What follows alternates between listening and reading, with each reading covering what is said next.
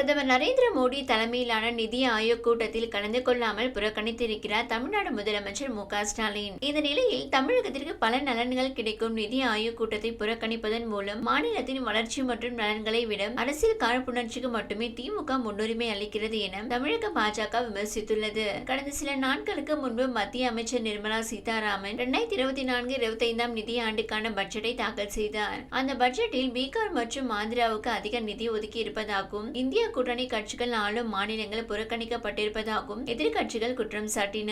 இந்த நிலையில் இன்று பிரதமர் நரேந்திர மோடி தலைமையில் நிதி ஆயோக் கூட்டம் நடைபெற உள்ளது. இதில் தமிழ்நாடு முதலமைச்சர் மு.க.ஸ்டாலின் பங்கேற்கவில்லை. இது தொடர்பாக இன்று காலை வீடியோ ஒன்றை வெளியிட்ட முதலமைச்சர் மு.க.ஸ்டாலின், நிதி ஆயோக் கூட்டத்தில் பங்கெடுத்திருக்க வேண்டிய நான் ஒன்றிய பாஜக அரசின் மாற்றந்தாய் மனப்பான்மை கொண்ட நிதிநிலை அறிக்கையால் நீதி கேட்டு மக்கள் மன்றமான உங்கள் முன் பேச வேண்டிய கட்டாயத்துக்கு ஆளாக்கப்பட்டிருக்கிறேன் என கூறியிருந்தார். இந்நிலையில் நிதி ஆயோக் கூட்டத்தை புறக்கணிப்பதன் மூலம் மாநிலத்தின் வளர்ச்சி மற்றும் நலன்களை விட அரசியல் காழ்ப்புணர்ச்சிக்கு மட்டுமே திமுக முன்னுரிமை அளிக்கிறது என தமிழக பாஜக விமர்சித்துள்ளது. இது தொடர்பாக அக்கட்சி வெளியிட்டுள்ள எக்ஸ் பதிவில், உங்கள் அரசியல் காழ்ப்புணர்ச்சிக்கு தமிழகத்தின் நலன்களை விட்டுக் கொடுக்கலாமா முதல்வரே? மத்திய அரசு தாக்கல் செய்த பட்ஜெட் 2024 தமிழகத்திற்கு எந்த நலத்திட்டங்களும் இல்லை. அவ்வளவு ஏன் தமிழ்நாடு என்ற பெயரே பட்ஜெட்டில் இல்லை என்ற தனது கம்பி கட்டும் கதையை உண்மையாக்கும் நோக்கில் பிரதமர் தலைமையில் நடைபெறும் நிதி ஆயோக் கூட்டத்தை புறக்கணிப்பதாக தமிழக முதல்வர் திரு மு.க.ஸ்டாலின் அறிவித்துள்ளார். நாட்டின் சுமூகமான நிர்வாகத்திற்கு மத்திய மற்றும் மாநில அரசுகளுக்கிடையேயான ஒத்துழைப்பும் கூட்டுறவும் மிக அவசியம். இரு தரப்பினரின் கூட்டுறவையும் மாநிலங்களின் சமூக பொருளாதாரத்தையும் மேம்படுத்தும் நிதி ஆயோக் கூட்டத்தை புறக்கணிப்பதாக கூறுவது ஏற்புடையதல்ல.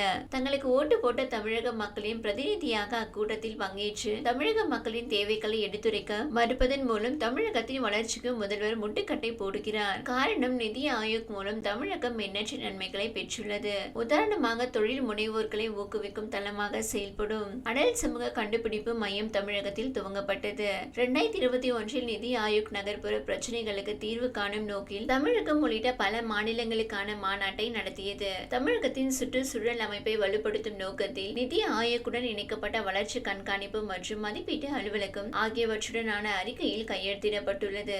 இவ்வாறு தமிழகத்திற்கு பல நன்மைகள் கிடைக்கும் நிதி ஆயோக் கூட்டத்தை புறக்கணிப்பதன் மூலம் மாநிலத்தின் வளர்ச்சி மற்றும் நலன்களை விட அரசியல் காழ்ப்புணர்ச்சிக்கு மட்டுமே திமுக முன்னுரிமை அளிக்கிறது என்பது தெள்ள தெளிவாகிறது என கூறப்பட்டுள்ளது.